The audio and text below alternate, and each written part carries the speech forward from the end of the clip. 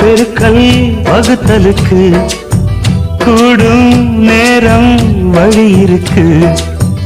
இருக்கிற நாள இருவரும் சேர்ந்து இணை பிரியாம கழிச்சிட வேணும். ஏதோ ஏதோ சொல்ல தோணும். அட உன்னோட உன்னான மூணாகும். அது இப்போதும் எப்போதும் தேனாகும். பள்ளிக்கூடம் போகலாமா, அதுக்கு புத்தகத்தை வாங்கலாமா?